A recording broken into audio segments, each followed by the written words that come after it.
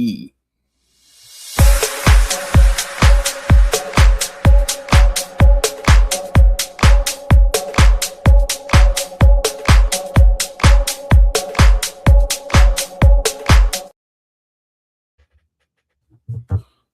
We're alive, man. Tough loss. I'll tell you that much.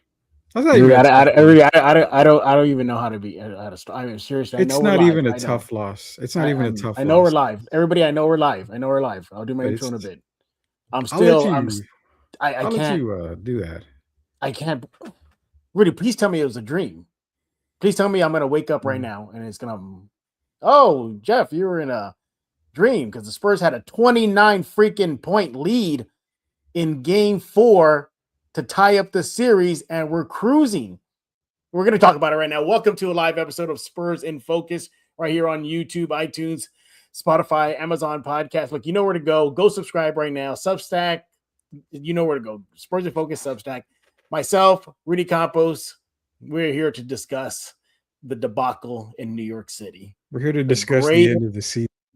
The greatest comeback for the Knicks, the greatest comeback ever in NBA Finals history, courtesy of your Spurs bleeping the bed in the second half. We're going to talk about our general takeaways.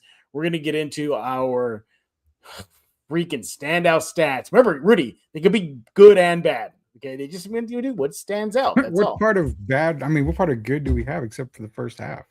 That's it. That's the thing. That's the thing. We're going to go to turning point. We're going to get, look, I see you guys really flooding the comment section right now. Rudy's the man right now. He's in charge of it right now. So he's checking it out. Rudy, you want to talk about super chats before we begin? Because I'm pretty sure a lot of Spurs fans want to jump to the top of the line and vent right now because we just witnessed the greatest collapse in Spurs franchise history. We just saw it happen at the worst time on the worst stage. Yeah, first, like Jeff mentioned, super chats. If you want to get to the top of the line, we are taking super chats. What super chats do? It basically gives back to the show. You give, you pay for the super chat. A lot of times we give it right back to you guys. Ask Austin; he's going to be getting a package pretty soon from us here. We basically give it back to you guys. So it's the best way to support us here on the show. Support us so we can keep going on the show. Like we always say, nothing's free. We got to pay for a lot of this stuff. So again, we appreciate all your help on that. That's the super chats happen. And not only is the super chat live, Jeff, but a super collapse is live as well. Good point. Look, everybody, first of all, thank y'all for just staying up after the game. I know it's difficult right now. Spurs fans are reeling across the globe right now. I've already been looking at social media and I asked pretty much Spurs fans what the bleep just happened. What did we just witness? There's a lot of blame to go around. Okay, let me start off that way. The blame game starts in the second half, okay? Mm-hmm. So let's just get this out of the way. The general takeaways first. Okay, you got to play bleeping 4 periods of basketball, Spurs.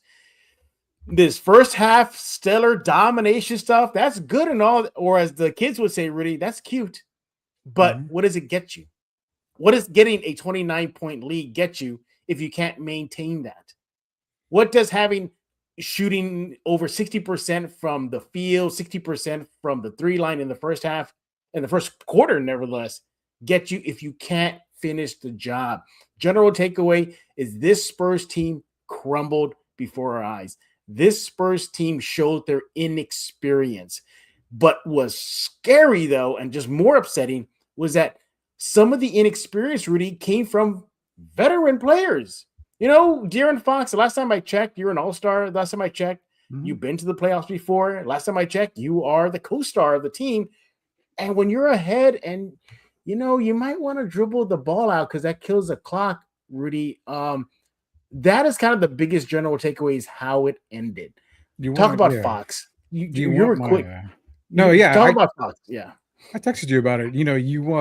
I defend the guy a lot, and I also call him out a lot. I call him out a whole lot on the show when he doesn't do right. Now, he had an 18-point game, 4 turnovers, but not good enough, Rudy. Not good enough. No, but the biggest part, and I can get to my turning point of the game, was the fact, though, that when they got the steal, when it basically went off of Brunson, and he ran down the court to get that ball and pick it up, he goes for a layup. You do not chance that. Why? Because you are well under the shot clock. The shot clock turns off.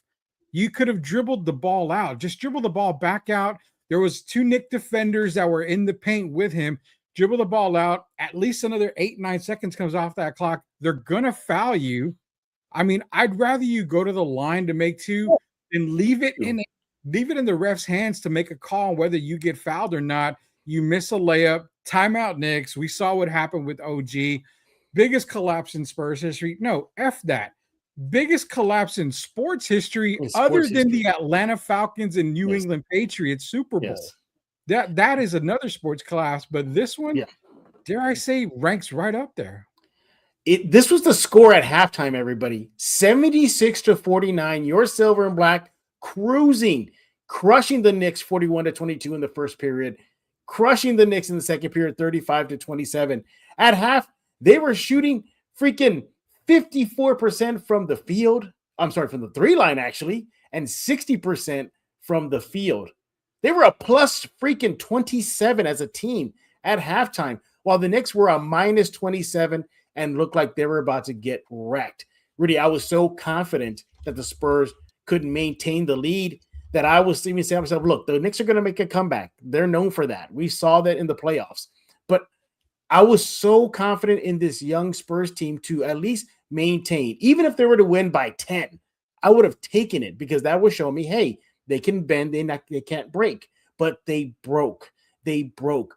Poor game mismanagement, poor shot selection, poor player decisions on the field.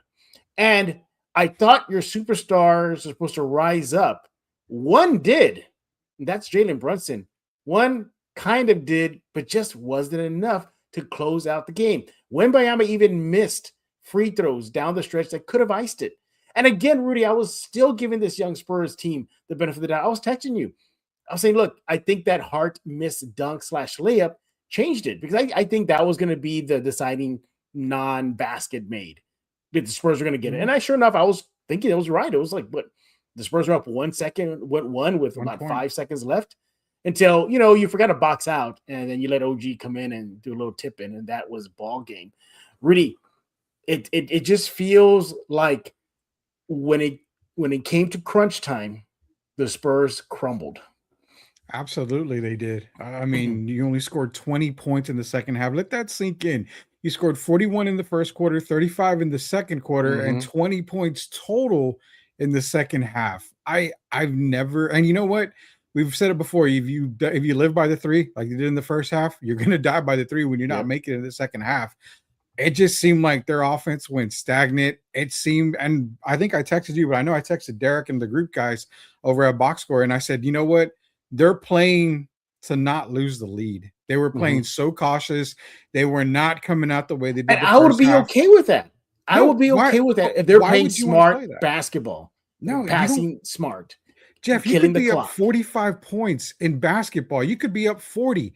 You do not play not to lose the lead. You continue to play the way you have to get yourself to that lead. Any coach and any true player will tell you that. You do not play scared. It's comical. It really is comical. See, this is terrible. I didn't think they were playing scared. You saw Castle, going at the offensive rebounds, getting the fouls. You saw him attacking. You saw other players attacking. It's just the Knicks. They are a veteran team. They know how to win. They knew that they can come back. They did it before against Cleveland. They did it against Atlanta. They did it several times throughout the regular season. They live for this. And the Spurs, did they not scout that, Rudy? Did they not see oh, wait, against the Cavs, they made a historic comeback down 20? Rudy, dare I say this Spurs team maybe was a little cocky going into this game. Your thoughts? I think they were. If you hear the comments, they were kind of acting a little swaggery. You saw the interview that Castle had with Malika on ESPN. Oh, we're winning the next 3. That's Castle. I mean, why don't you just take the first game? Cockiness is. I'm okay with being cocky going into the game, but what I'm not okay is you being cocky and giving it up in a second half. I Yeah. mean, when you're up 29 and the Knicks make a comeback, I get it. I get it. Basketball is a game of runs. Teams are gonna Hmm. make a run in all parts of the game. There's no doubt about that. But when you started the lead getting chipped, when it started coming down, coming down, coming down, and you had texted me, I think it's over. I'm like, no, it's not. It's not. This is a different Knicks team. This is a Knicks team that's at home. They've already made a comeback like this against Cleveland. Hmm. And you know what? I don't mind the cockiness. I don't mind the big head and thinking, oh, we're going to come in and we're going to win the next three. Yeah. I like that, but you need to back it up. I mean, you backed it up for one half. You Yeah. had the Knicks reeling. They had no idea how to defend you. They had no idea what to do on both sides of the ball. Karl Yeah. Anthony Towns was in foul trouble. I don't want to hear Spurs fans blame the refs. I don't want to hear anybody, blaming calls or anything like that. Knicks came in the second half. They put an ass whooping to the San Antonio Hmm. Spurs. And guess what? You're coming back home down 3-1. Series is pretty much over. I would say about a 98% Hold on. You're saying it's lock. a wrap. You're saying it's a wrap. I say it's 98% a wrap more than likely. Spurs I got to mean, beat the Knicks 3 times in a row. Ain't no way that gonna happen. they can't Ain't no even beat way. him for 4 quarters, Jeff. What makes you think you can beat him 3 times in a row? Because I'm being a homer right now and I'm trying to cling on to something right now because I'm Honestly, upset. man, it's Spurs in focus. I get it, but F the homerism. You got to call it like you see it. And the thing is, if you can't beat a team when you're up almost 30 points for 4 quarters, do you really have faith they can win 3 straight That's games? If true. they do, by all means, congratulations, San Yeah. Antonio. You shut everybody in the world up, but you couldn't beat a Knicks team for 4 quarters. Four Yeah. quarters. I mean, you're That's asking for a incredible. 3-game win streak? That's pretty Yeah. damn tough. This is how crazy it was, a tale of two halves. It literally was. It was night and day for this Spurs team. All right. So in the first half, your San Antonio Spurs on the plus minus column were a plus 27, while the Knicks were a minus 27. All right. They're cruising. They're clicking, right? Let's fast forward to the second half, periods 3 and 4 combined. The Knicks were a plus 28, while the Spurs were a minus 28. That is a collapse, everybody. The Spurs in the second half, they only made 8 shots for the entire second half. 21% shooting from the silver and black. And they make 3 3-pointers. They chucked up 17. It wasn't falling. Go to your bread and butter. The paint. You got a guy named Wemby, right? He was pretty much abusing the Knicks in that first half. No, they didn't. In the second half, points in the paint, Knicks 16, Spurs 4. They dominated the Knicks, dominated the Spurs in the second half in the paint. They dominated on defense. They crushed them in the plus minus. As hot as the Spurs were in the first half from the field, 60% shooting. In the second half, the Knicks go 51%. They caught fire at the right spot, and they connected on 11 of 23 pointers. There was no 3-point defense. There was just no defense in that second half. Rudy, your thoughts? Yeah, I mean, like I said, it was a total collapse. I mean, there's no, you allow OG Anunoby to go off for 33 points. He's going to get his, but when he's getting 33 and Brunson's getting 30, and a lot of them coming in that second half, I mean, you're not going to win. There's no way to win that game. And again, we talked about last game, Karl Anthony Towns did not have a good game, 13 points. Yeah. I mean, you stopped the one guy that was killing you in the first 2 games only to just collapse overall everywhere else. And that's the issue, is that they couldn't defend the 3 line. They could not defend it forever to save their life. But what do? They go on the other side of the ball and they try to chalk up threes that were working in the first half. I think there was one possession where they had the ball. Wemby shot a 3, missed, got it back, shot a 3 again. I'm like, what are you doing? I understand shooters shoot, but Jesus Christ, if you're not making them, relax, work on something else. That double screen, that high double screen they were running seemed to have been working. But what came back to haunt them too is not only the defense, but turnovers, man. Their key turnovers. Fox had some turnovers that you were like, what are we doing? Why would you make that pass? You get caught in the air. You caught in the air. Yeah, I remember that one. Yeah. Yeah, they got less turnovers than the Knicks. Well, they got lucky on that play because Hart did a boneheaded thing when he was going for the layup or dunk. He did. So. But not only that, there was another opportunity. What was it? Castle again with Fox. Fox makes the pass and Castle turns his head. And then there was another turnover. So I have no idea where, and I think we had a comment in here. I'd love to hear what they say, but what did Mitch Johnson say at halftime to really just make this team relax and stay in their locker room. I mean, if it's They me, probably ate too I'm many chicken nuggets at halftime. well, I mean, honestly, are you saying, "Hey, we're doing a good job. Let's keep doing what you're doing"? No, you do what that guy Wally on Necessary Roughness, you rip off their heads and you shit down their necks. That's the kind of pep talk you need to Yeah, give you talk to them if as you're if up they're down 29. 20, not up 20. Exactly. Yeah. I don't know why they came out so flat, man. This is terrible. This is terrible. This is the stuff that could break a team up in the future. I'm just Ooh, I saying. wouldn't go that far. I wouldn't go that Bullshit. far. Bullshit. I Watch. I'm wouldn't go that calling it far. now. I'm calling it now. This is the kind of loss that could definitely break a team up. It really can. Not in a year, not in 2 years, but if it continues to happen, this could be a loss you look back at. Yeah, this could be it. Well, if you say breakup by maybe considering trading Fox, then maybe, but look, ultimately, it's like, do we even want to talk about the first half? I mean, does it even matter at this point? What Cares about the matters is the first. Yeah, well, they outcome. lost. I mean, there's really nothing Exactly. to I talk mean, about. as good as they were in the first half, and look, let me tell you, the Spurs fans, they were good. I was just like, oh my god, this is going to be easy. Hey, Rudy, let's start our post game live show at the fourth quarter because this is Spurs they're gonna get the W here.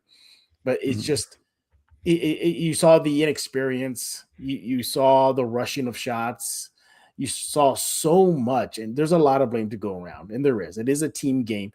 But Rudy, I'm gonna let you have this one here. Ultimately it falls on the head coach, Mitch Johnson. Is he the ultimate to blame in this catastrophic disaster in New York City? I've always said that you can blame the coach for a lot of stuff, but you can't Mm-hmm. blame him for missed 3-point Mm-hmm. shots, missed opportunities on the court because he's not on the court. You can't blame him for his lineup at the end of the game. You can Mm-hmm. blame him for, maybe trying something different. I mean, he didn't make the turnovers that, Yeah. that De'Aaron Fox had. He had nothing to do with that. Those Yeah. are totally different. But at what point, I mean, you got to look at Mitch and say, okay, they're coming back. I'm sitting on the edge of my seat, like, okay, where's that timeout, Mitch? Where you Yeah. have 2 timeouts in the last 30 seconds, and you see momentum definitely swung. I mean, there's a lot of different things. And you know what? Here's the other part. De'Aaron Fox picks up that ball. Mitch could call timeout. Yeah.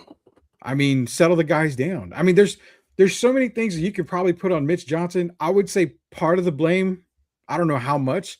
Would you say maybe half or 40% of that blame goes on Mitch for Oh, this bump it up a game? bit, maybe 45%. So you asked me, but let me ask you, what do you blame Mitch for? I'm saying he's at fault. Mismanagement, game I'm saying he's at mismanagement, fault.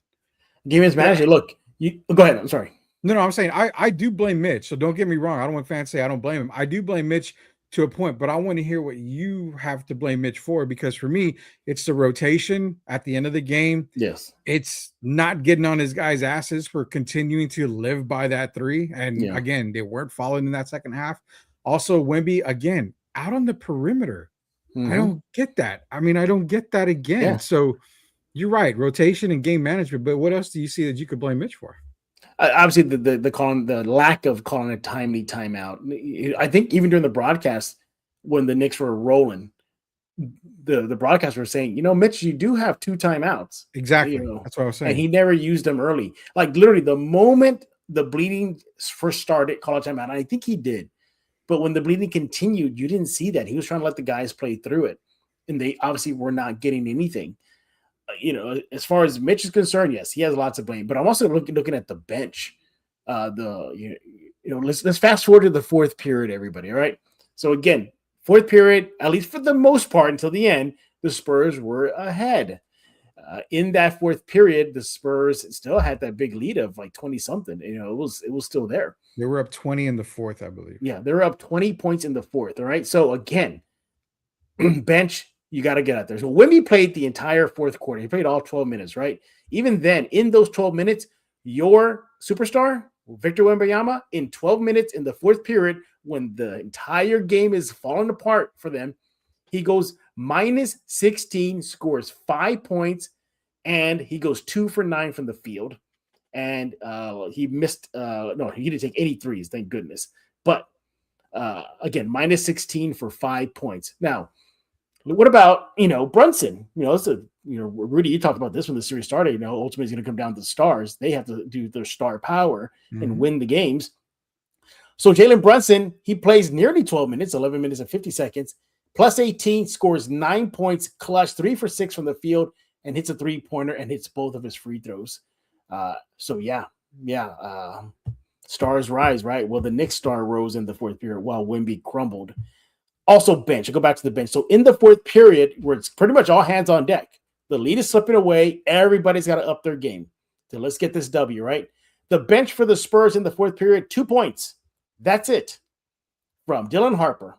You got nothing from Keldon Johnson in 4 minutes. He only went 2 men deep. He went to Keldon and Dylan.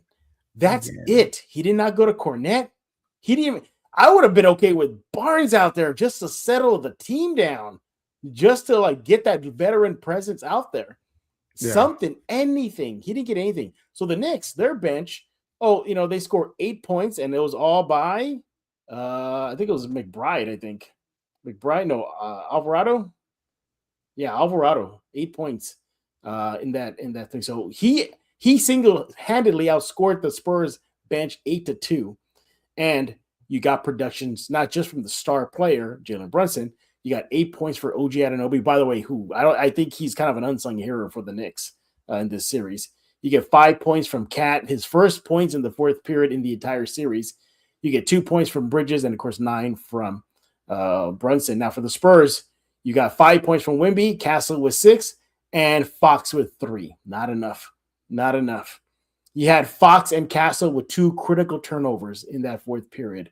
There was a lot of blame to go around. You had Harper with 2 turnovers in that fourth period. I want to go back to Mitch here. Do you think he's playing with one arm tied behind his back right now? That he cannot go deep. He cannot go deep like maybe Mike Brown can on the Knicks side. That's a good question. You know what? Before I answer it, we got a super chat in here. Yeah. And Austin, what's up, Austin? Austin, are you okay, Austin? Are you crying in your shower right now and Austin in a fetal position right now? Because I am. Austin with the super chat again. Like I said, when we get super chats from you guys, we do give it back to y'all guys. So don't worry, Austin. You're gonna get something in the mail, like I talked to you earlier about it. But he says, "What the heck just happened? 29 points, really, Spurs? I am lost for freaking words, guys. How do you let that happen? Dang it, Spurs! It should be 2-2. I'm sorry for ranting. You can't let that happen. Help me." And I think we're all feeling Austin's pain right now. You were up 29. And I'm looking at the De'Aaron Fox play again, Jeff. He picked it up at 12 seconds left in the game. 12 seconds left in the game. Spurs up 106-105. A true point guard knows the time, and he knows what to do. But Rudy, I thought he's clutch, Rudy. I thought he's clutch. Well, clutch is, I guess, scoring. But and he got blocked by, I think it was Cat. That's who I'm looking at it. So, I mean, or either Anunoby or Cat. No, it was Anunoby. He blocked him. But that's the thing. It's the fact that I get where Austin's coming from. It should be 3-1. It should be 3-1 Spurs. 2, 3, and 4 should have gone to San Antonio. There's no doubt in my mind. But I mean, you can rant all you want, Austin. Everybody's at loss for words. It's just a terrible, terrible loss over round. But again, you can blame the coaching staff. You can blame De'Aaron Fox for that last play that he did. I mean, you can blame the Spurs for falling in love with the 3. Yeah. There's just so much blame to go around. Yeah. I don't know. I mean, I'm gonna let you talk about Austin here for a little bit because I'm still in shock. Austin, what if I'm digging deeper here, Austin, I'm seeing just how they just went away from what got them going. They were aggressive. They were the ones with taking good shots. You had contributions from everybody. Wemby was being Wemby, but you were getting stuff from Castle, from Champagny. The list goes on. And they just went away from that. I just saw the lack of experience keep on peeking its head out throughout this series. You go away from putting pressure on the rim. You went away, from screen and rolls.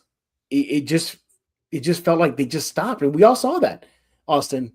They went from attacking to settling for outside shots and threes in the second half. Mm-hmm. The Knicks put them on their heels. The Knicks were forcing them to miss shots in the second half. This ranks Yeah, it up there, man. This ranks it up there. how does it rank? Like how? I mean, when you say ranks up there, it's number one, and I'm talking about NBA history. Well, in Forget Spurs history, I think I think it vaults at number one now. it. I mean, it's so far up number one that number Number two one is for just me was cross. always still the Ross Strickland pass. The Rod Strickland pass. It looks like just a oopsie compared to this game. This game will forever go down in Spurs history as the biggest shit tank ever. And I don't know if it'll ever be topped. Yeah. Well, we got Mitch Johnson talking right now. This is what he had to say about the loss and how painful it was. He says, "quote That's a game where you sit there and you say you had the type of personnel that you had. You shot the ball decent for a half, Mitch. You played a pretty clean game. Then kind of didn't finish the job. Stop putting energy in the right spots that got you in the lead and what we're playing for. What got them the lead was aggressiveness, not settling for 3-pointers and an outside shot, having balance between the outside shot and attacking the rim, getting contributions from everybody. And then that just evaporated. And the defense just evaporated in the second half, too. The Knicks couldn't make a shot in the first half. The Spurs were playing good pressure defense. And then all of a sudden, it's like, Bridges is out there, Brunson is out there, OG's out there, and they can't make threes. They weren't making threes in the first half. They don't make them now. No, they just settle for that. And then you get finally Cat gets going in the fourth period. Again, the bar was low for him, but he got going. Or do you think some of the mind games going into this game was apparent? You saw Wemby talking trash to Mitchell Robinson, saying, "I'm in your head. I'm in your head." Again, I go back to a little bit of cockiness this team may have had going into this game. What are your thoughts? Yeah, I mean, it's not so much like I said, I don't mind the cockiness. I actually enjoyed it. I mean, I think it gives you the right to talk all the ass you want because you're up 29. You're making it look easy. My problem is when you're up that amount and then you start to just settle, you start to just you play to not lose the lead. And that's what they did to me. They went for threes. Oh, we're hot from three. Oh, we missed one. No big deal. Oh, we missed two. It's okay. We missed five. It might be a problem. Before you know it, you're down by one at the end of the game. Think about it. The Knicks probably only led the game for what, maybe 2 minutes, Jeff? The entire game total? Their lead is the final score. Their lead is the final score. That was the only lead they had. That's it. A 1-point lead. I mean, that is a true 48-minute ass whooping by the New York Knicks right there. I mean, it wasn't 48 minutes. It was 24-minute ass whooping. But it was the right 24 minutes. I mean, that was the right 24 minutes, like you said. But I mean, it's just I don't really know. I know what I want to say, but I don't want to make all 860 people with us right now turn off their TVs and all this other stuff because no. I mean, we love our listeners and watchers. No. It's not even that about the listeners. I just don't want to go on a cussing rant like I have before another podcast. Is all it is. So you see, that's why we we do have one. We do have a members only Spurs in Focus section. Once we start getting members, then those members can then see Rudy go off. So yeah. This is that's crazy. It's a crazy man. Oh man, and I'm looking at some of the numbers here.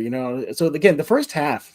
Again, the Spurs played Austin. I'm sorry. Thank you for Austin for the super chat. We'll get back to it. Yeah. You look, everything was just going right for the Spurs in the first half. The points in the paint, they were outscoring them 24-18.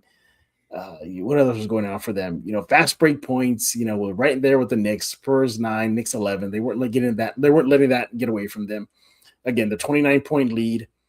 But then you want to circle back to points in the paint, right? So in the first half, Spurs 24, Knicks 18. All right. So let's fast forward to the second half here and let's see what the points in the paints look like. If I can pull them up. Here we go. Points in the paint. Knicks 16-4. That's what got the Spurs lead. Attacking the rim. They went away from that too. This is just so bad, Rudy. This is so bad. Do you think this broke their backs? This broke their spirit? Yeah. I mean, this is, like I said, I'm the one that said it earlier, Jeff. This is a loss that could really snowball, be a snowball effect, and it could potentially break up a team. And like I said, not maybe in the offseason, maybe in a couple of years, when some of these guys are getting their max deals, you could potentially, I mean, let's put it this way. Look at the OKC, Russell Westbrook, James Harden, Kevin Durant. 3 superstars. I mean, you're Mm-hmm. potentially looking at in Castle, Wemby, and Harper.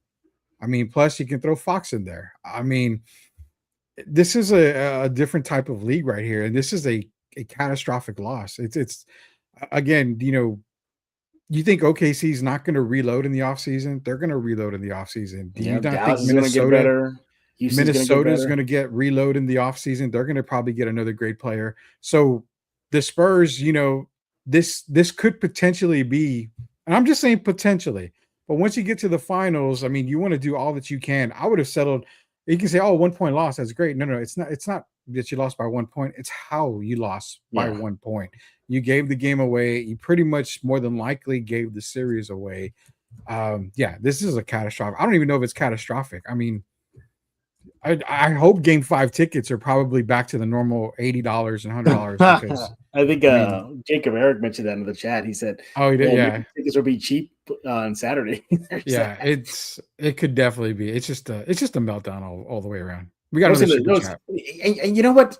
Oh, you see that in the super chat? Did you say that or no? Yeah, we got one more super chat Okay. that came in here. Austin's back in here again. Love Austin for this, man. He keeps moving. He keeps us going.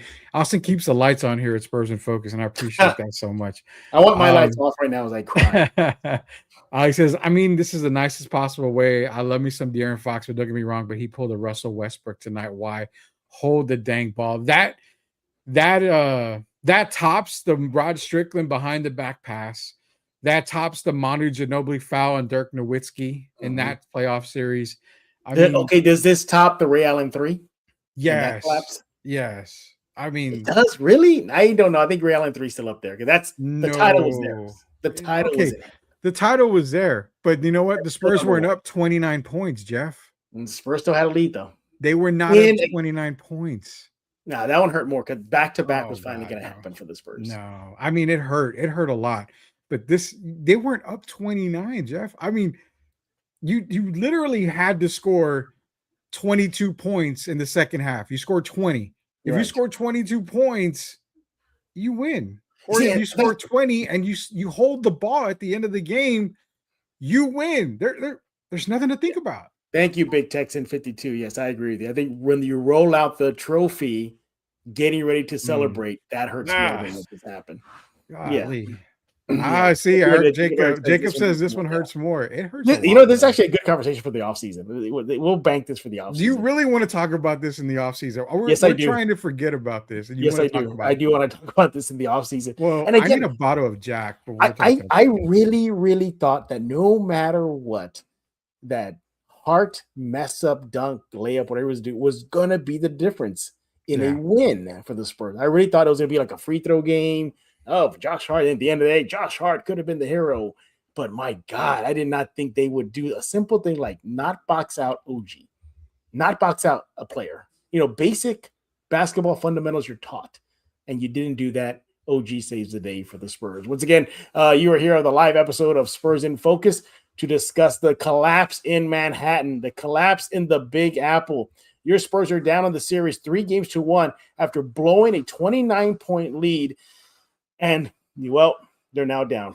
They're 107-106. That is your final score. The Knicks lead was the final score. That's what happened. Hearts are breaking across Spurs world right now, fandom. Again, in the second half, your Spurs only managed to score 14 points in the third and 16 points in the fourth. And your superstar, Wembanyama, missed critical free throws and did not rise to the challenge in the final frame, only scoring 5 points. I got to correct myself. I said 20 points in the second half. It's 30. I'm sorry. It was the 30-point lead for the Spurs? No. I'm saying they only scored 30 points. They only scored 30 points. Okay. I thought I said 20. I meant 30. I'm sorry. Okay. Yeah. All right. Let's take a break. When we get back, we're going to give you my big takeaways from the game. Yes, there are some. Rudy's going to give you his, and then I guess we'll play the game, turning point, all that good stuff, and then get to you guys, Spurs in Focus commenters. You guys are leaving a bunch of them. We're going to get to them coming up next right here on Spurs in Focus. As the new leader of the Decepticons, I command you to subscribe to Spurs in Focus.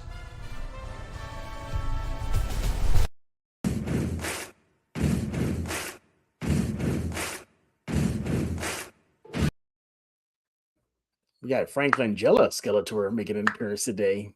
You got the Still the worst GOAT. Skeletor. Still the worst GOAT. Skeletor. Although Leto, whew, man, he did a really good job, man. He did a good job. I'm not gonna take it away from him. Did Leto put up a semi Heath performance like he had with the Joker? With Heath Ledger with the Joker? Yes. I would say yes. So Yeah, that puts him above Langella. Ooh, no.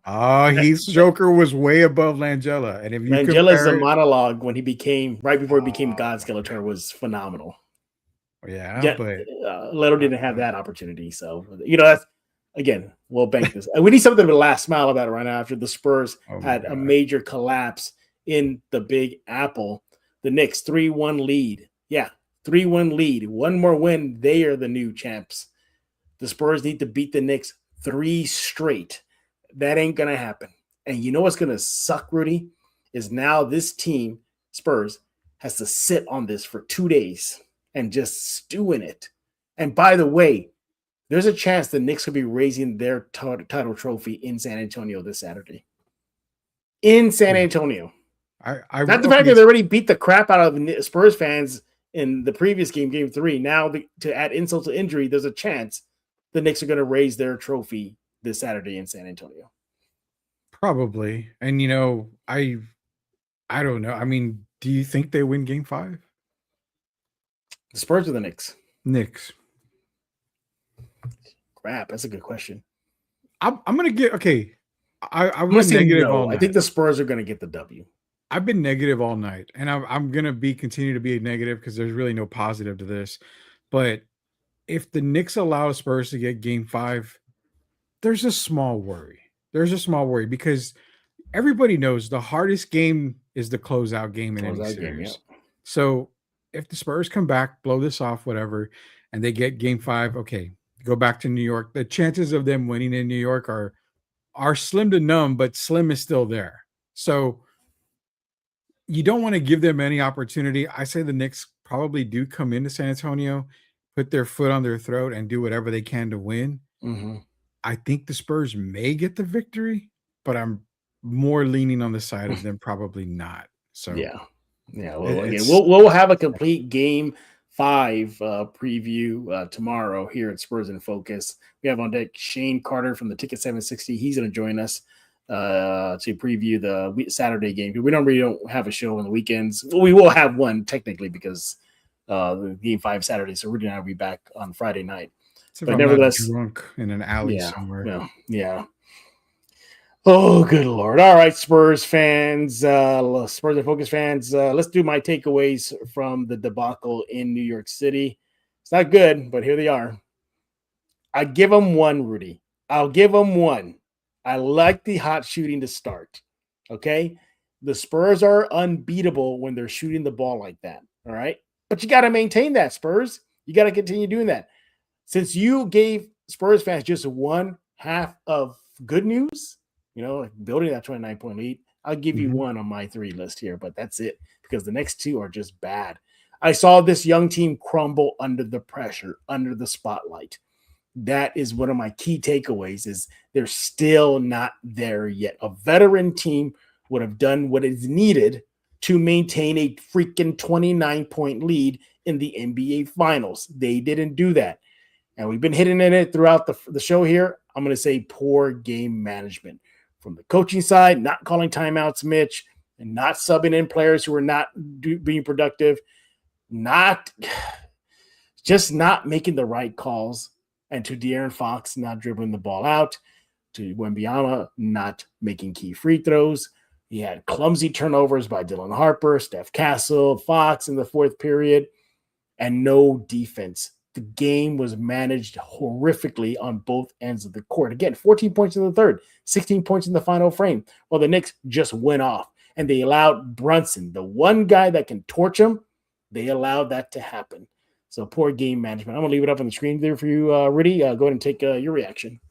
I don't really care about a hot shooting start. It's not how you start, it's how you finish. So to me, if you're going to give them that only positive, I'm okay with you giving them the positive. They were hot to start. I'm just giving them 1 positive because they gave me 1 good half. So yeah, but I mean, I'd rather it be a good second half than a first half. So how about a good 4 quarters of basketball and not this crap? That's why I'm saying if they can't beat the Knicks from 4 quarters, what makes you think they can beat them 3 in a row? I hope they do, and if they do, Because Rudy, you're a homer. That's why. I'm not a homer. I love my Spurs. Just messing with you. I mean, I'll call it like I see it, man. The crumbled under pressure. Absolutely, man. Absolutely, they crumbled under pressure.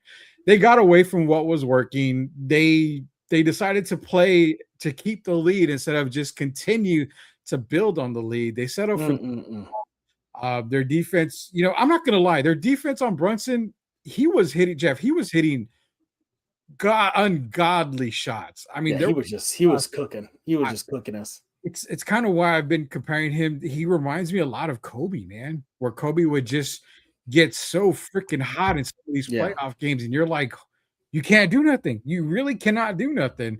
So yeah, you got to give him credit. But again, when he's hitting them, you've got to seize every opportunity you can, and that goes back on the offensive side of the ball. They crumbled more on the offensive side than they did on the defensive side, and that's the sad part. Is you were so hot and scoring 76 points in the first half. That's it, buddy. And you only scored 30 in the second half. I mean, that's the pressure right there. Poor game management. Yeah, it goes back to what I just said. You know, your offense just became so stagnant. It was the reason why they lost games in the playoff, was the exact same reason why they lost and blew this lead in this game. It became stagnant. It became stale. It became we're going to shoot the 3 ball, or, we're going to have Wemby, at the top of the key. He's going to try to shoot 3. He's going to miss. He's going to try to shoot another 3. He's going to miss.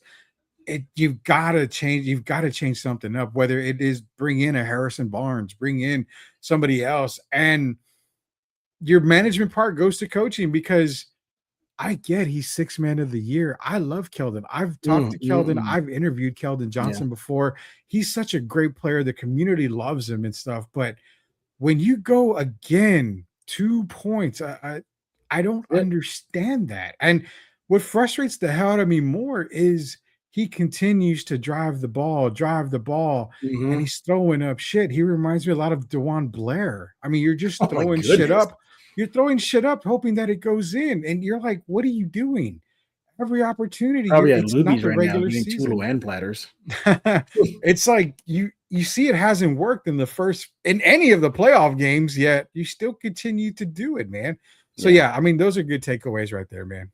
All right, what are your key takeaways from the debacle in Manhattan? Takeaway number 1 is definitely just get the hell out of New York. That place has just been terrible for San Antonio. Even in that win, they didn't suffer. The fans suffered. Now the fans are going to be even more unruly. That's a small takeaway as far as personally. But big thing for me was it was those timely turnovers, Jeff. Yeah. You saw a few turnovers. De'Aaron Fox had a few of them. Stephon Castle had a couple. I mean, it was timely turnovers. That was one that was just like, you're talking maybe like 6 points, 7 points off of some of these turnovers that they had. Difference in the game right there. They did such a terrific job protecting the ball in the first half that, I mean, they didn't get their first turnover until, I believe, late in the second quarter. Then they did a really good job in game 3. That was the reason why they won this game. Then they just started playing careless at the end of the game, even into early in the second half, and that came back to bite them. That's my first takeaway, is the turnover battle. Just untimely turnovers. Second takeaway of the game is you have to go back to basketball 101. The fundamentals of basketball need to be reiterated to this team. Whatever got you a 29-point lead, yes, the Knicks are going to adjust. They're going to come out at halftime. They're going to make adjustments, but that doesn't mean you continue to do what you were doing because it worked in the first half. Where they make the adjustment, you have to make that exact adjustment as well. You have to see what's going to continue to work. They didn't attack the paint as much. Wemby was still floating around outside of the key. He was around the 3-point lane. I don't understand. Again, I get you want to be Kevin Durant and Steph Curry at 7'5". You're generational in a lot of people's eyes. You're knocking down threes when you can. Notice I said when you can. Majority of the time, Wemby is not a great 3-point shooter at all. Right. You're 7'5" for a reason. Get your ass under the basket. Make it tough. Make them work under the basket against you. I don't understand it. There's a few opportunities he could have been under the basket. Jeff, all he scores is 6 points under the basket. You're talking about a what? 112, 107 win. And that's my last takeaway. My last takeaway was that they could not get a run killer to save their life. Knicks were on a run. Spurs continued to play conservative basketball. They continued to make mistakes. They would get a basket here, a basket there. Yeah. And you know what? Knicks would come on another run. They could not get a key basket to save their life and to stop the bleeding. So those are my 3 takeaways. I wish I had a positive. The only positive I can say is that there may not be anybody honking on Military or downtown, Jeff. Or downtown, so you might get some sleep tonight. I don't know if I don't even know if I'm going to get sleep because of how this game ended. I got to go back to work after this. So, I mean, yeah, I'm not getting much sleep at all. By the way, everybody doesn't know that Rudy works 24 hours. Seriously. I really do. That's pretty really bad. does. I really I'm going to be serious, everybody. He really does. I do. There have been times where I've been talking to Rudy and it's like I'm getting text from him at like 5 a.m. I'm like, what's he doing up still?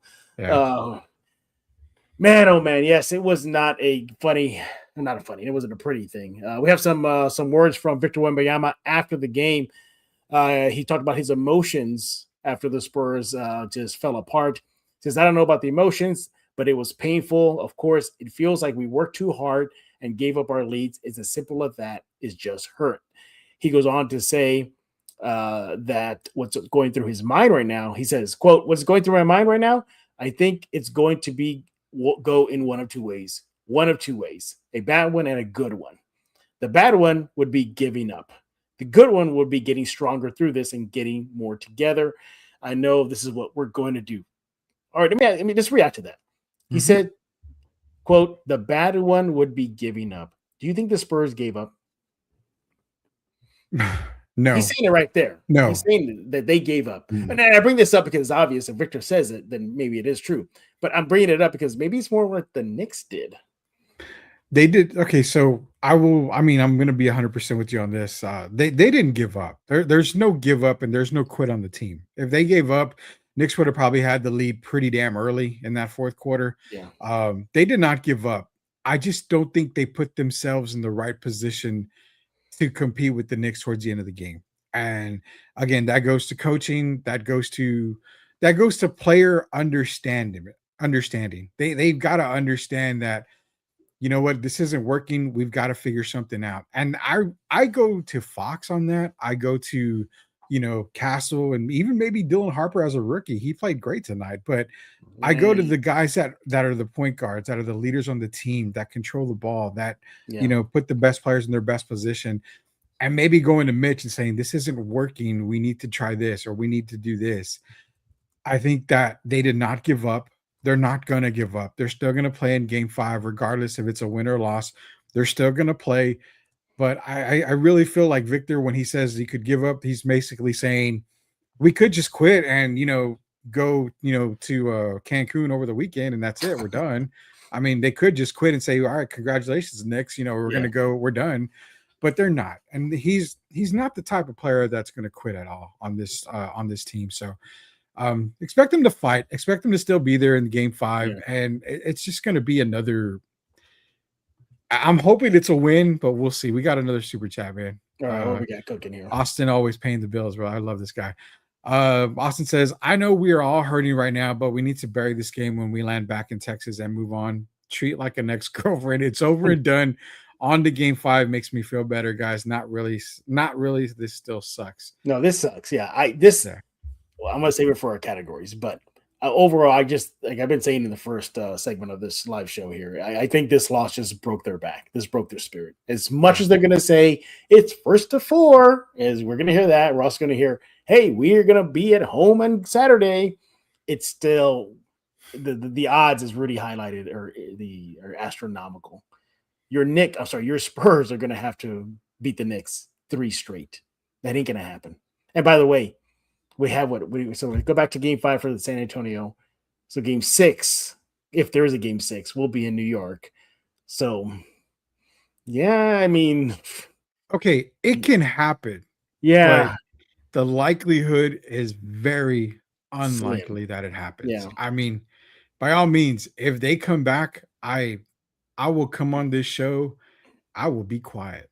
I would Yeah. be like, you know what? I owe an apology to this entire team, but only for the first, the last 3 games that they come back on a 3-game winning streak. I would be like, I'm sorry, this is a different team. I'm gonna get your reaction to this too. So Wemby was asked post game, what did you think of the substitution patterns? And that was a question about Mitch and his substitution patterns. Yeah. This is what he said, quote, substitution patterns, I don't know. It's not really my expertise. But yeah, I guess it did. Which I'm gonna shots fired. Which I'm gonna tell you right now, I call bullshit on him saying that he doesn't know about substitution patterns. I mean, you can be a CYO player and you understand substitutions. Mm-hmm. You understand why certain players are in there. And again, Jeff, you questioned me earlier, and it's a topic that Derek Gervin and I talked about this morning, and we're going to talk about it Friday. The likelihood that this team stays together. That's what I'm telling you. You kind of already see a little bit of it. Mm-hmm. I mean, this is the answer. What do you think about substitution patterns? The coaches are the ones making the decisions, and I believe that they're making the right decisions. We just couldn't get it done tonight. Maybe it was maybe we could have had another player in there at a certain time, but that's something we'll discuss. That is the typical answer for a player that knows, okay, I believe in my coaching staff and everything. But as mentioned earlier, this is the type of loss that makes you question everything. That could potentially be a breakup later on in their careers, Jeff. You're hearing it. You heard it right there. Hey, is Sean Sweeney like, man, can I get out of here now? Oh, Sean Sweeney has the family already packing and moving to Orlando. He'll be there by Sunday, more than likely, the way it's looking. And yeah, exactly. All right, let's go ahead and get into our game we have with Rudy every time. By the way, Austin, thank you so much. I appreciate that super chat there. That was very nice of you. He's gonna get a lot of stuff. I've already made some. Rudy's gonna hook you up, so just make sure. Yeah. I hope you already got a hold of Rudy, Austin, so you can get your swag. We've got him. He DM'd me already. We've been talking about it, and we get some stuff to him. All right, here we go. It's probably gonna be a lot of positives in the game we have where we play with Rudy. Where we're gonna just randomly, it's standout stats, standout players, turning point. So, and away we go. Rudy, try not to cuss too much. All right, try not to do that. I promise. All right, here we go. I'm gonna give you the third quarter and the second half. My turning point was being in New York. Yeah, pretty much. My turning point was the 16-second mark on the fourth quarter. Wemby goes up for the block. Knicks missed the basket. It gets tapped out. De'Aaron Fox taps it into the backcourt. He grabs it, goes up for a layup that did not have to happen. All he had to do is dribble the ball out. He picked up the ball with 12 seconds left or 13 seconds left. He turns around. He dribbles back out. There's no nick in his side. If you guys don't believe me, I've been watching the replay for the entire show, Jeff. I'm still looking at it right now. He dribbles that ball out. Spurs win 106-105. Yep. At worst, they get fouled, go to the free throw line. Yeah, it's because of free throw game. Yeah, exactly. The only guy to miss free throws tonight was Wemby. Everybody else was perfect from the line. So De'Aaron Fox was 2 for 2. Mr. Clutch could have gone to the line, made 2 free throws, and guess what? You're up 108-105. At worst, happens. You go to overtime. At worst. So, I mean, yeah, that's my turning point of the game. That is probably the turning point of the series. This is probably the turning point. You said series. Series. I mean, this is the series right here. That's the turning point of the series. I'm going to go with that. This is probably the turning point for the Spurs losing another NBA Finals. I'm going to go with this guy. I think it's obvious. We all know the turning point. It was De'Aaron Fox. Rudy, you took it away from me. If he just dribbles the ball out, ball game. It's over. Done. Or Mitch Johnson calls a timeout. I think because he still had 1 timeout left. Yeah. Either way, Fox, he has the ball. He should be knowing that. He should have clock awareness. It's not just that, too. He also had a crucial turnover. He was fortunate that Josh Hart missed it, but that continued to allow the Knicks to have that juice, to have that momentum in their favor. Because that tells them, the Knicks, this young Spurs team is falling apart. And they were seeing it. They were experiencing it. It was a complete collapse. I'm going to go with Fox. Fox not dribbling the ball out and making it a free throw game. That's it. And that's all it was. And that we could be looking at a 2-2 series tie. And we're looking at a 3-1 tie. I mean, 3-1 lead. I commented on our friend Eddie Johnson from Sirius XM Radio. And he talked about that, dribbling out. And I said, all he had to do is dribble out. I had one schmuck come at me on X when he said, you're not running 10 plus seconds off the clock. You don't have to run 10 seconds off the clock. You get the ball with 13 seconds left. You pull it back out. You get the clock down to about 5 or 6 seconds, but you go to the line. So, there's people that know basketball, and then there's people that are idiots like the guy that commented on me. Fox needs to run that clock out. All right, Rudy, let's go to our next category here. Which one is going to be for Mr. Rudy Campos? It's going to be this one. Whew, thank God. It can go good or bad, Rudy. Stand out bad or stand out good. So Jeff, don't limit yourself. I'm praying that you gave me this one next. I'm giving 100% credit to the guy that's been making me look good the entire series. That was the guy that I picked who had to step up other than Victor Wembanyama, and that is Devin Vassell, man. Devin Vassell has been a dog, a baller in this entire series. Him and Dylan Harper are the easy two guys to pick out for standouts for the San Antonio Spurs. Devin Vassell, he was 5 of 8 from 3-point range tonight, 6 of 9 total from the field, 5 rebounds, 4 assists tonight, only 1 turnover, did have a steal. Devin Vassell, for all credit, man, I wrote him off under the Pop tutelage. I mean, for me, Pop just didn't really put Devin in the right spot. Now under Mitch Johnson, Devin Vassell is playing at a whole new level. Like I said, it probably is the coaching. Pop maybe wrote him a little bit harder, maybe didn't put him in better positions. Mitch Johnson and this staff does a tremendous job of it. Devin Vassell's been my standout player for almost the entire series, man. He's really, really, really he's really getting that check's worth. Definitely. And he deserves his starting spot on this team. He deserves to continue to be a starter for San Antonio. He's doing a tremendous job in the NBA Finals. I give so much credit to him. I apologize for saying that we've seen your best basketball and you probably won't get anything more. Then this year you come out and you prove me as well as Derek wrong as well. I mean, we both said it. And yeah, I mean, he is balling. Other standout player. I told you last show, Jeff, OG Anunoby needs to be in the silver and black. I mean, this guy is he's actually the missing piece for this roster. That's the type of player this team needs. You know what? You should have, when you traded Kawhi Leonard, you should have asked for either him or Pascal, and then we would be set for life. I mean, both of those guys are tremendous. But those are my standout players. If you want to get to yours, by all means, we do have another super chat in here as well. Austin again, man.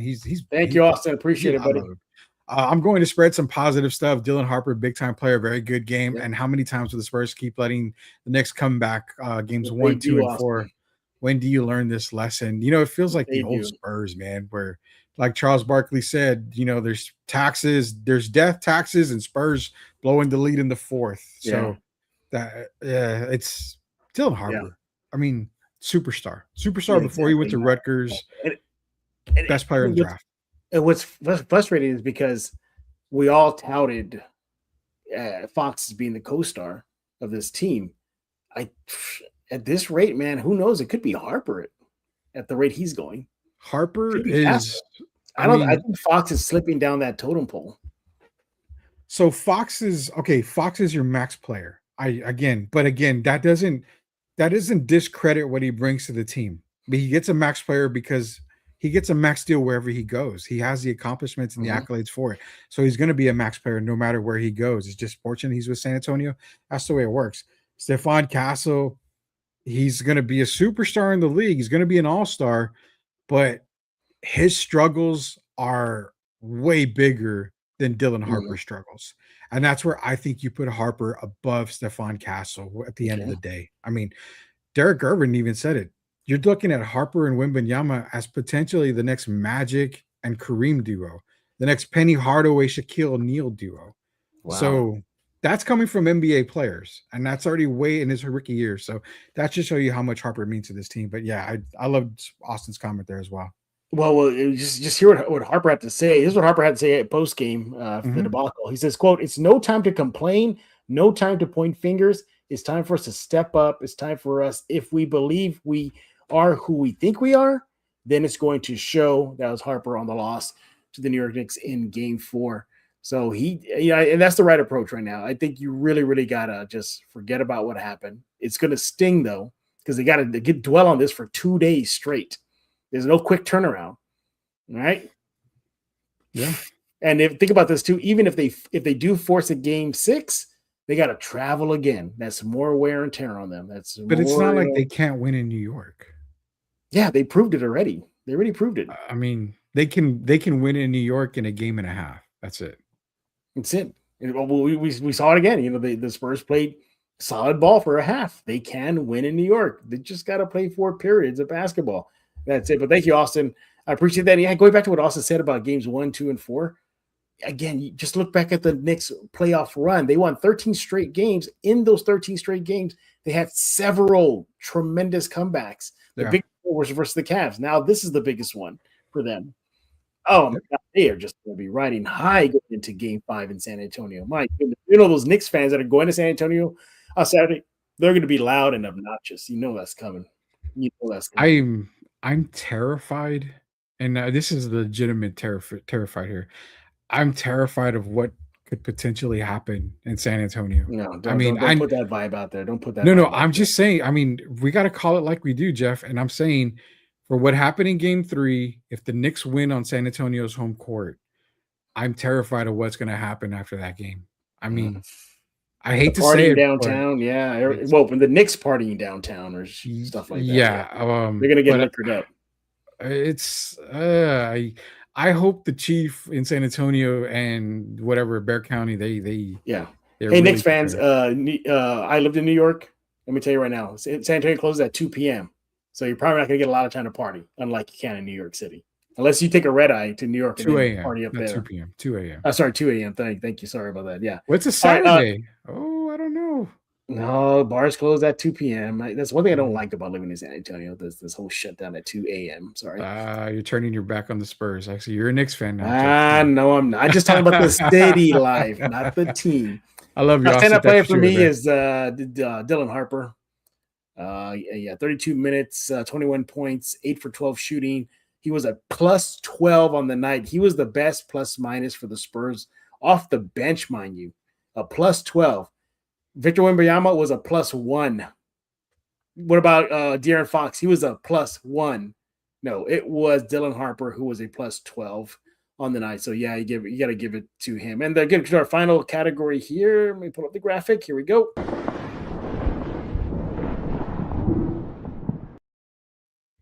Can standout stat. Do I have to?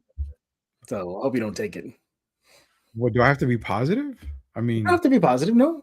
Again, it's just a standout stat. What stand out to you, positive, or it could be this negative thing that stood out to you? I mean, you probably got the 30 points right as your standout stat in the second half. If you do, let me know. I don't. If you do, let me know. I won't take it. I don't.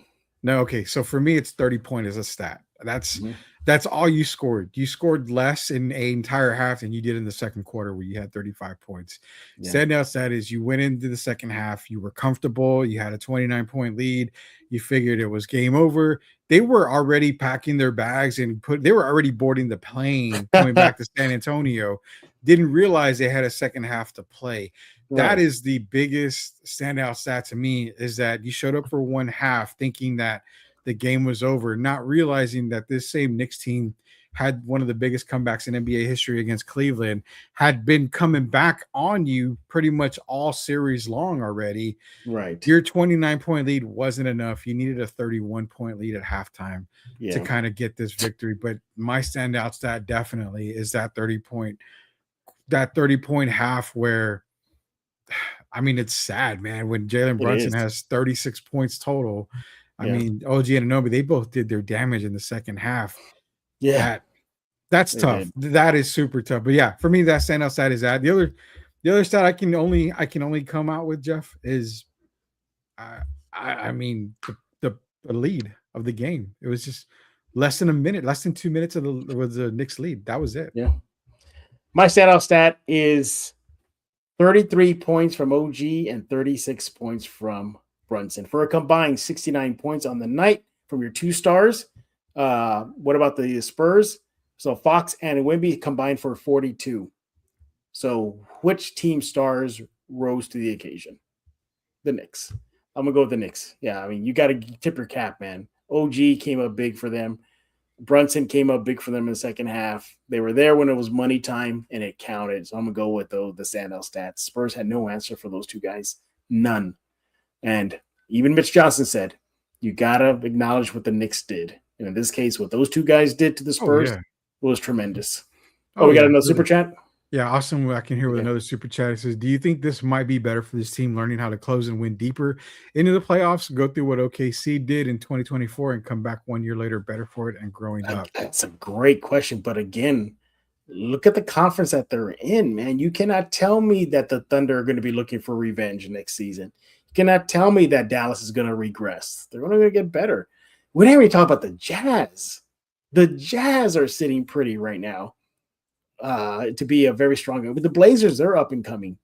You see where we're going with this? This is a golden opportunity for the Spurs to get a title before having to go through the gauntlet again. But yes, is it a big learning experience? Of course it is. Are they going to get better from this? Of course. Yeah, go ahead. I'm sorry. Go ahead. No. But I mean, I'm just trying to just put in perspective here what opportunity they have right now, and it's slipping through their fingers. Yeah, I mean, I love the question by Austin. It makes a lot of people think because – OKC it's a very deep team, and they are, they're going to be there next year as well. Sam Presti has something cooking in the background. He literally has 2 picks in the first 20 picks in this draft, which he can easily trade away for a player like Giannis Antetokounmpo. I mean, there's even lately there's talks of them going after Evan Mobley and teaming him up with Chet Holmgren and Shai Gilgeous-Alexander. Yeah. Top it off, they would be able to keep Jay Williams at the same time. So, I mean, they have a lot of opportunities to improve. There's a great possibility Giannis Antetokounmpo goes into the Western Conference. Milwaukee doesn't want to send him into the Eastern Conference. So the West is going to get stronger. It's going to get a lot better. You saw the rise of a team like Portland. You saw the rise of team.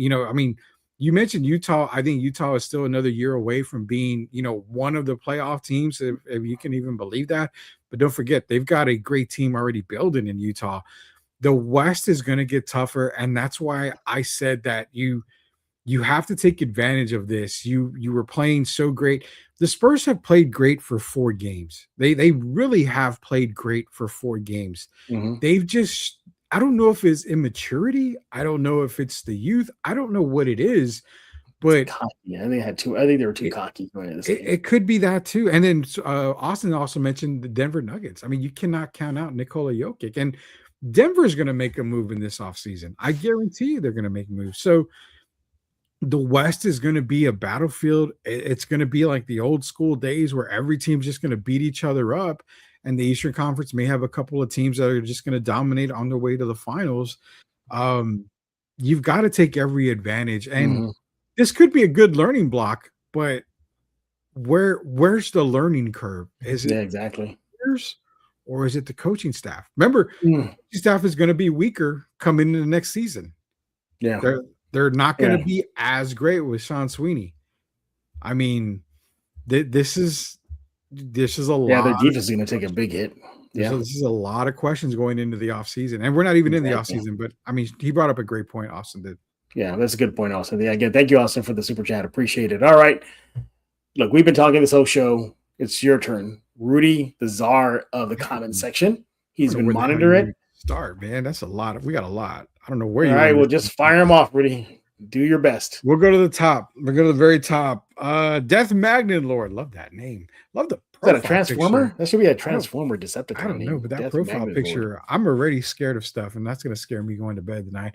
It's just embarrassing. Yes, just it is. embarrassing, It is, guys. Jeff. Look at OKC, Harden, Durant, Westbrook, failed dynasty. I called that earlier to you. I said it earlier to you that I'm not saying it's going to happen in San Antonio. Too speculative right now. But you see the same.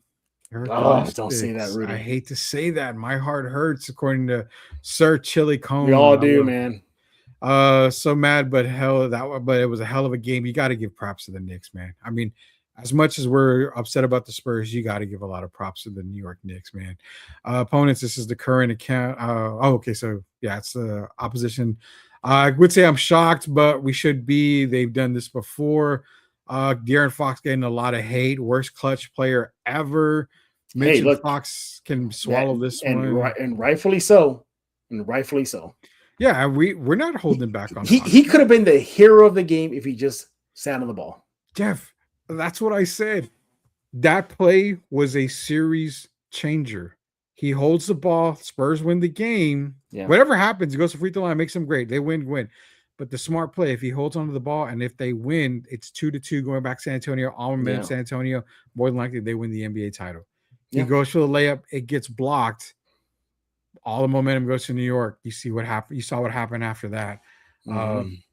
Yeah, I mean that's the play of the series. That's a big one. Wemby was that could have been a turning point in the game.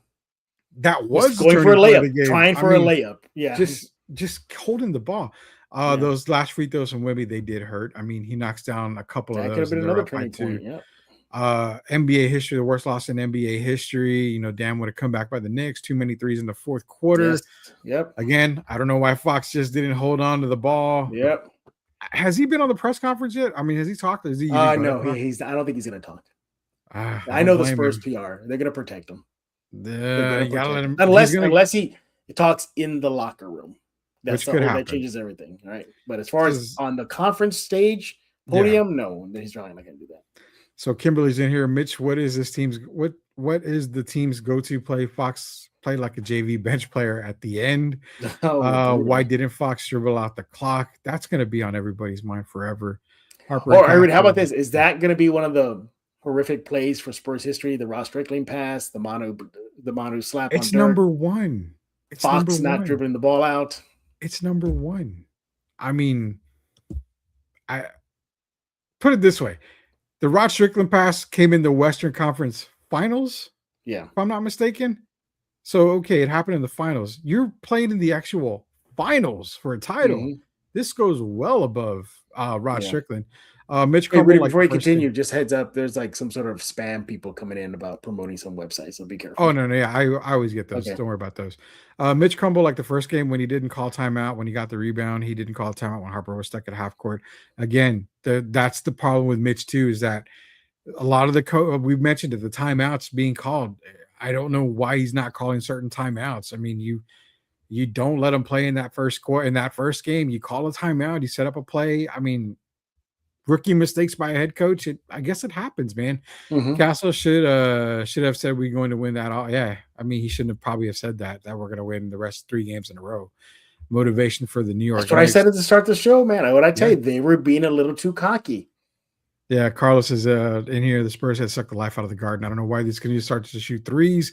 Mitch should have been telling that team to settle down and kill the clock. Not so much kill the clock.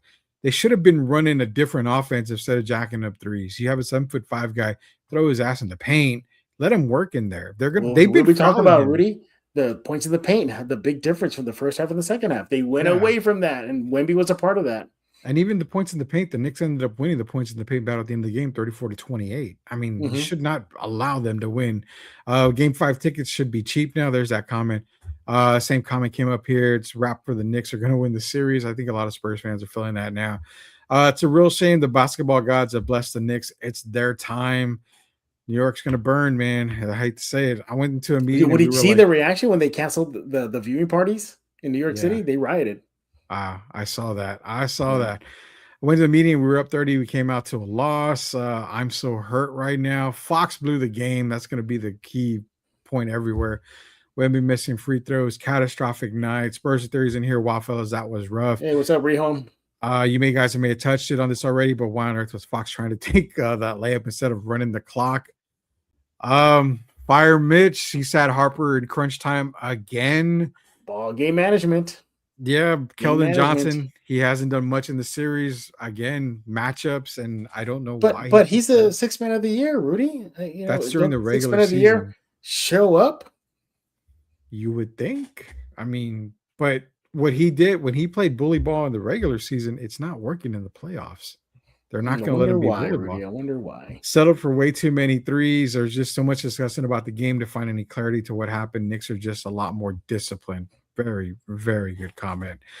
Wemby got really a free throw shooter. Not making one of them tells me that the moment of fortune was too big for him. Pressure ate him up.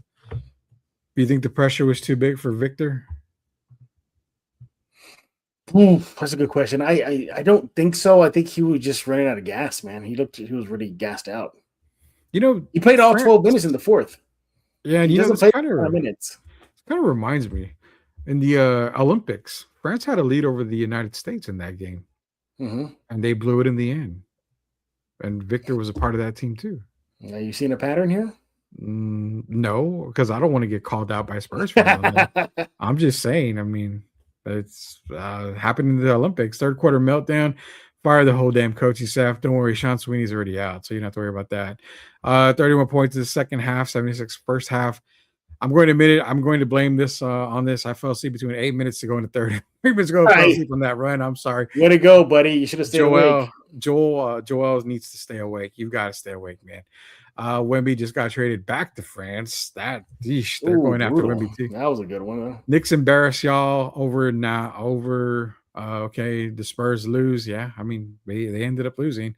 Damn guys, this is incredible. OG's been killing the Spurs all series. That's the thing. They left a lot of these guys open. You saw, the rotation. Alvarado got a clean look. The rotation on some of these open looks was horrible. I couldn't understand it. Allen for 3 or blown 20-point lead, which is worse? That was what we asked earlier. Allen for 3. A lot of people, they did agree with you. With you. Mitch getting out coached, call timeout again. Yeah, we brought up Mitch earlier. Tough loss indeed. Why didn't they run out the clock again? Hard team to beat 5-7. Spurs left the game in the locker room. Good coaches get the best out of our players. Mitch got the better team and his biggest finals lead, flunking in history. Literally get rid of him. Oh man, I don't think we're there yet. No, you're not there yet. This organization fire a coach after one season? No. They even gave Bob Hill a little bit of time, even though he was fired. He was wrongly fired. Spurs are experiencing extreme highs and lows during these playoffs. It's the feel they need for next season. Wow, we're talking next season, Rudy. Well, I mean, I don't blame the guys. Complete meltdown. Where's the damn coaching? Castle picked up his 4th foul early. They were up 25 points. Johnson getting manhandled. Keldon has been getting manhandled in this series. I mean, they're attacking him like he wasn't the 6th man of the year. So this is the kind of loss that gets someone fired at the end of the season. They're going to fire Sean Sweeney. So we'll just say that. They're not going to fire anybody else. They're going to fire him. Saddest Spurs in Focus show ever. We tried. I showed Franklin Jella Skeletor. But you showed the second best Skeletor. Sorry, Jeff. Game 5, 4 tickets, 4 hot dogs, and 4 drinks. I'll take it, and I'll be there. This is going to be an asterisk now. Wemby, if Wemby won, should win. That's a good topic. That is a great topic. He should win 4, etc. Yeah, that's a good topic. Yeah. I mean, this could be an asterisk, but is it his fault? No. Well, I mean, again, you're not in the paint where you dominated, but he didn't have the opportunity to dribble out the clock. He didn't mismanage the substitution. He also was a minus he did miss 5 in the 4th. He missed free throws. He wasn't good in winning time, and that's where you make your bread and butter is in winning time. So that's a good one for you to do for the Spurs in Focus. They were rolling out the trophy out. Allen in game 3 was the worst. Yeah. That was the worst. Watching me a lot of Knicks fans. Yeah, this one hurts the most. This has got to be rigged because no way. Now Rudy the yellow was out. Yeah, see, a lot of people agreed with you. It's me, Paul. Someone hold me. People need hugs, man. The Ray Allen 3 was a gut punch, especially when I got my bill at downtown for drinks. Ooh, this one hurts more because I thought our boys were avenging our fans who got treated bad. Why doesn't Mitch use his timeouts? Mitch uses timeouts the worst time. He's been this way this season. Leto did good. Fox is brought in to prevent this sort of happening, not to cause it. Ooh, that's you. I do not disagree with that comment. That's a great comment. You brought in a veteran point guard to lead this team in moments like this. I 100% agree with that statement. I do not disagree with that at all, Jeff. Yeah. What do you think? What's we got cooking? Let this be the day you thought you had the Knicks. Jack Sparrow's voice. Love Knicks fans when they come in here. We accept wait, you know that whole Pirates of the Caribbean was based off of an amusement park ride? That's crazy. I did not know that. Yeah, You want to know it's something basically even crazier about it? what's that? I've yet to see any of them. What's wrong with you? They're pretty good. I work, Jeff, 24 hours a day. I don't have time for movies. Do what I So do. I have a little floating screen that I watch movies while I work. I need to do that. I need to do that. I I'm finished. gonna go. I finished the final season of The Boys. It sucked. I have yet to finish it because I It's don't want to. I don't want to really see it right now. Don't bump it I up did to finish your. Spider-Noir. I did finish Spider-Noir. What'd you think? I would say probably one, if not the best Marvel show I've Yes. ever seen. Yes, Period. it's up I there. mean, and Disney Nick can Cage Disney can screw it. Amazon Nick Prime make Cage all the Marvels. did phenomenal. They played into that he's old. I like that. You couldn't hide it. I love Yeah. that. But anyway, go. Let's go back. Let's go back to What is the game plan though? They need to be up by 40. Never liked the Fox signing. Okay, some people did, some people I didn't. did like his name though. Go back to his Where You Can. Street Fighter movie's coming up next. Ryu Ken. I gotta ask Ryu Ken, who's your favorite, Ryu or Ken? If Fox was intending to try and score, then he needed to be like a wide receiver and go on a route and do a full stop to get a pass interference. Such a poor decision. Yeah. Let this be the day you remember 99 Spurs beating Knicks. This made a 20-year dynasty. Okay, I mean, I don't know. Well, I mean, there's a chance. Could it be? It looks like the Knicks want to wrap it up Saturday night. I think that's a true fact. They don't want to give. They don't want to give anybody opportunity. Call it a day. Yeah. 75% of the time calling into work tomorrow. I've got to work, unfortunately. Revenge is sweet. At subpar, I'm out. Back to the Knicks chat. Winners only. I love that. Got another super chat, man. Austin's going to end this tonight. We got a lot more comments, but Austin's going to give us. Sure. That's why $5 super chat. That's why experience remains one of the greatest advantages of basketball. I may not sleep tonight after this, thinking about what we had. Absolutely, man. Absolutely. I mean, you are literally one dribble out away from being 2-2. You are literally one box out. And Jeff, can we compare this? You know what? You said Ray Allen's 3 was the biggest loss in Spurs history. Do you realize it happened the exact same way as it did tonight? No box out. Oh, that's right. It did. Yeah. Missed free throw. Missed free throws. Ray Allen 3-pointer. And the box out. Yeah. Jalen Brunson missed 3-pointer. No box out on OG Anunoby. But still, a title was on the line, though. That's the difference. The trophy was coming out. But they also played Game 7. Trophy was in that series. Out. In that series, they played Game 7. The Spurs had a chance. Was on the sidelines. The Spurs had a chance to win in Game 7, and they couldn't win in Game 7. This Spurs team, they've got to win 3 in a row. All they had to do was win this game to win the series. That is it. This is the biggest kick in Spurs nuts history. That is it. This is it. I will argue that fact now. No, it's still. I will definitely argue it. Austin, it's still real. You need to rest somehow. You know what? If I need to send Austin melatonin or whatever, let me know. He's got to get rest. He's got to get some sleep, brother. Okay, what is he saying? We got more comments here. I'm getting back to him here. 29-point lead. Haha, I'm crying. Knicks in 5. We got more Knicks fans. Come on, I love Knicks fans. You got 20 years plus run and 4 more ships a little bit, but biggest 3 of all time. Yeah. All right, that's true. Yes, the basketball gods have smiled on San Antonio. Yeah, they didn't go. Yeah, that didn't go very well. No, it didn't. I wonder what's going to be on the front page of the New York Post. You see what was on the front page? Yesterday technically yesterday. It was wanted for war crimes from Wemby. It was crazy. All right, we got another super chat in here. Somebody different at ZQ48. Is Fox the new Richard Jefferson? Oh my god, the guy we thought we needed but can't produce. I mean, Fox has produced a lot more than Richard Jefferson has. Richard Jefferson was absolute trash. He was touted as the Kobe savior. Remember that? No, I mean not the Kobe savior. He was just. I don't know what the Spurs. I don't know what the Spurs thought they got in Richard Jefferson. I mean, you got more out of, you got a lot more out of Derek Anderson signing free agency than you did Richard Jefferson.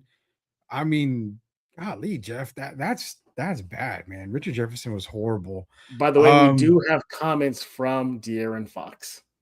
We got to get into that. We're going to talk in the locker room.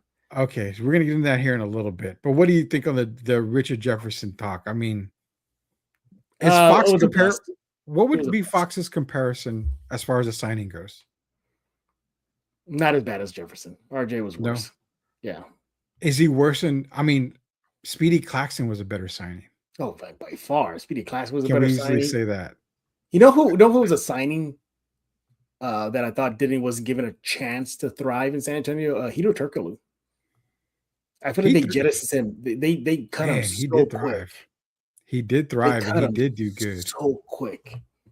Yeah, they did. I love the comment though. I don't. He's not the new Richard Jefferson at all. He's done a lot more than Rich has. We got. Let me get the other comments here. Spurs played dumb basketball by Chauncey Billings. Love that one. Type of loss that breaks couples up into 2-1-0. It also breaks teams up into 2-0. So just keep that in mind. Put Mason on the floor. First Spirit Airline goes under, and now this. Fire Mitch. Shots fired. This was an amazing game. Absolutely the greatest Knicks game ever. I would give you props, Knicks It fans. was, yeah. Giving you It was. props. It technically was the greatest Knicks game They- ever. Yes, it They, was. yes, it was. The turning point was halftime. Players dictated the second half. No coaching at all. Damn, guys, this is incredible. Fox's IQ was the worst out there. Mitch could have Can called. we get into Fox's comment now? Can we get into Fox's comment now? Go ahead. We'll get to more comments in a minute. Go ahead. Okay, this is via Ben Golliver. Okay. From let me get the right outlet here from ESPN. Okay. Spurs De'Aaron Fox on his late layup attempt. Here we go. I tried to get a layup to get up 3. Force them, Knicks, to need a 3. And OG made a good block. So he wanted to up the score, basically. That's why he didn't dribble out the clock. You could have done that by going to the free throw line. Yeah. I mean, you could have easily done that by going to the free throw line. Now, are we guaranteeing he makes 2 free throws? No. But the key is you give the Knicks potentially 6 seconds, maybe, of clock time, which, think about it, Jalen Brunson takes that shot up. Maybe there's no offensive rebound. There's not enough time for it. I want to go back to my overconfidence going into this game because I saw it. This is from reaction on social media. This is from Bobby B357. Quote, maybe kill the overconfidence until you figure out how to play a full 48. This team was 2 smiley smiles after the one win. I like the fact they didn't celebrate after the win in game 3, but I felt the chatter going into game 4 was a little too cocky. Yeah, I agree with that. I do agree with that. I mean, the cockiness was there, and I probably wouldn't have said, "Oh, I'm going to go, get, we're going to get the next 3 like Stephon did." I mean, you've got to take care of business. You beat the Knicks in game 3, no doubt about that. You did what you had to do. But it comes back to another thing we talked about. Those players, the team that is the best in closing time, that's been the New York Knicks. They've been the most clutch team in closing time. And that's something that the Spurs have not been. They've lost these games at the end of the game. And it happened again. You cannot win a title if you can't close out games. And forget the regular season. You've got the regular season down packed. It's playoff time. When you go to that first round, you're good. When you get to the second round, it gets a little harder. When you get to the semifinals, it's extremely difficult. When you get to the finals, it's impossible if you play like shit in the fourth quarter every single game. It's impossible to win. So learning curve, yeah. Cockiness, I'm cool with it. But you've got to learn to win before you can be that cocky. Yeah. Man. Jeff needs to be courtside on San Antonio Saturday for the Spurs and he celebrates the I don't know. Let me tell you another tale from New York City. I went to the Tribeca Film Festival one year, and sitting next to me was Katie Holmes from Batman Begins, and entering the room and sitting in the row ahead of me was Elijah Wood. So there we have it. From Lord of the And Rings. I have proof of me having a special screening of Birds of Prey, and showing up was Obi-Wan Kenobi, Ewan McGregor. I have photos of me and him. Black Mass, man. Ooh. Yep. I think he did a good job on that. We did not even block on the tip at the end of the game. Everybody's just watching the ball again, rebounding. Go back to Ray Allen's shot. Same thing, rebounding. Yeah, Vox made a mistake, but the Spurs whole team made a mistake, taking 8 threes in a row and missing all of them. That was a killer, dude. Again, there were just so many momentum killers in this game. Tons of them. I hear y'all, but one play does not cost the game. I'm sorry, Pop would tell you this. I agree with that. I agree. One play does not cost you the game.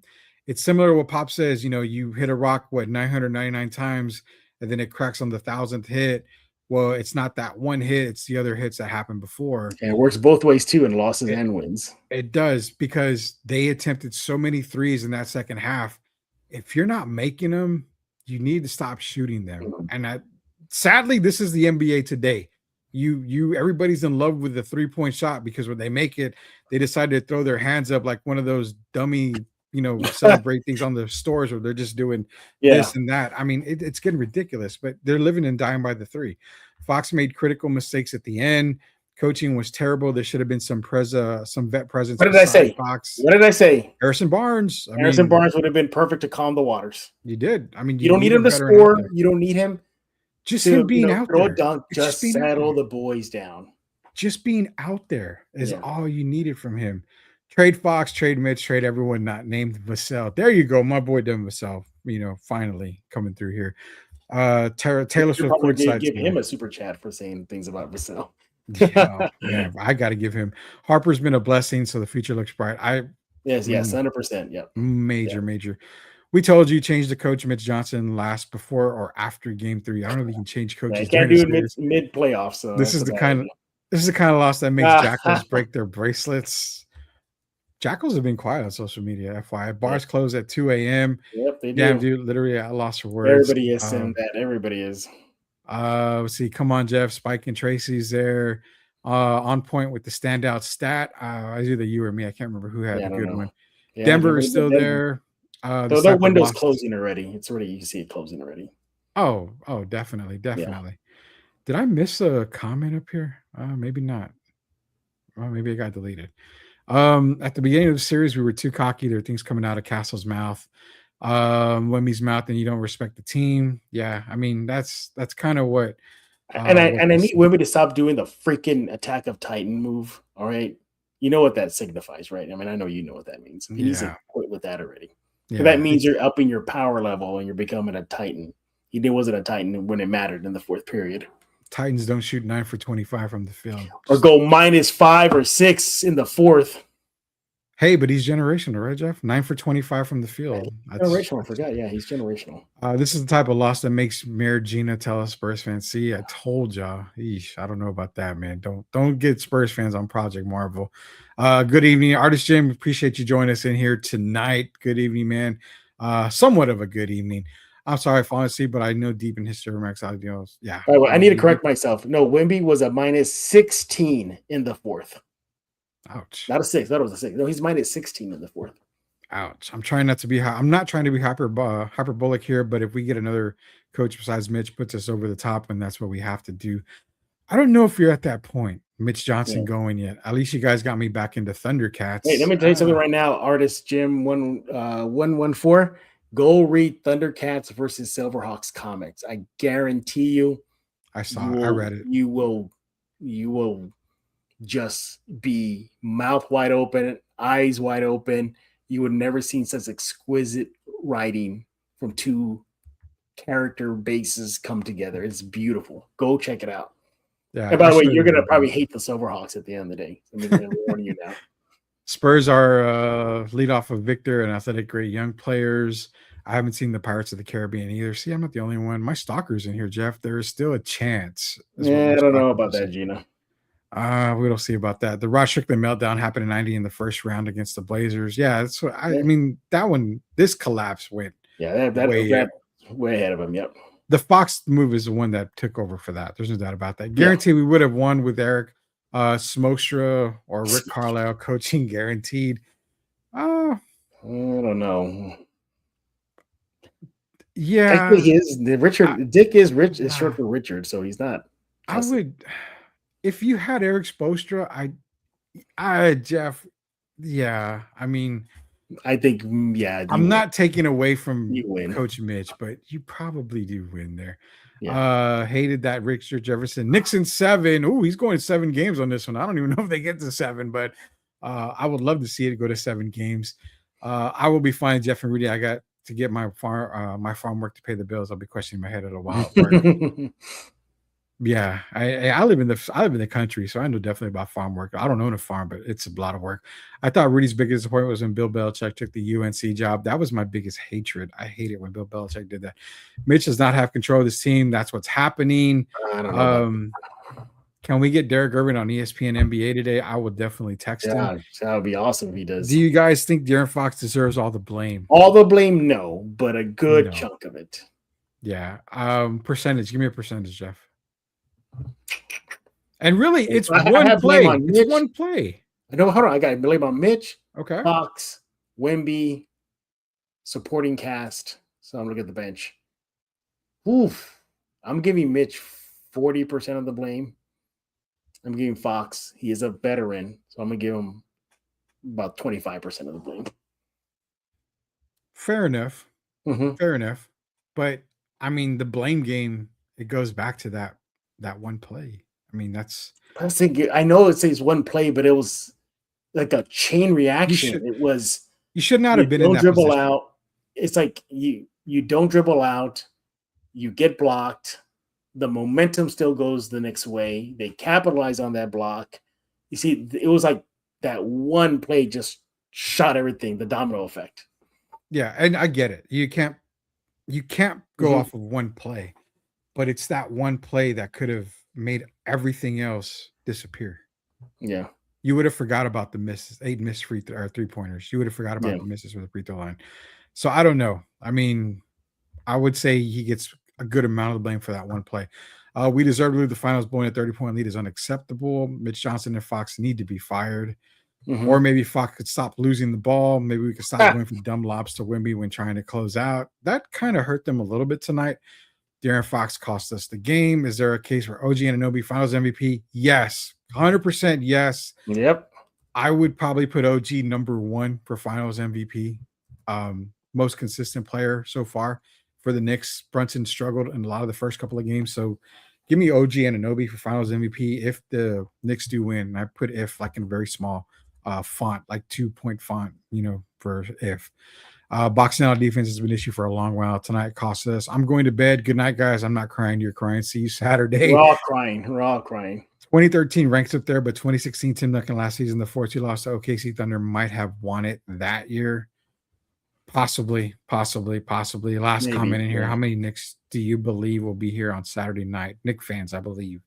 I think Probably it'll be be a another. lot. I think we could think about it for Knicks fans, for them Mhm. to possibly get a chance to see the Knicks win the title in San Antonio. They're going to make that trip. There's going to be more Knicks fans than Spurs. There's going to be a lot more Knicks fans. Yep. Probably. Well, I think more Knicks fans. They're not going to outnumber the Spurs fans, but there will be a little bit more Knicks fans. At this case, I don't know, man. The last one is you guys have any thoughts on the New York Knicks fans doing all that stuff from yesterday or the last game? Oh yeah, we talked about it already. Yeah, just horrible. Although I did some Knicks fans get a hold of me say that those were very, very isolated incidents that for the most part, Spurs fans that were coming out of the game were fine. So I think those Spurs fans just kind of wrong place, wrong time. But nevertheless, should never happen. Yeah, it should not have happened at all. And I will say that it was a very bad look for New York. I'm supposed to maybe go there at the end of the year, Mhm. and it kind of made me feel like I questioned whether going there. So Right.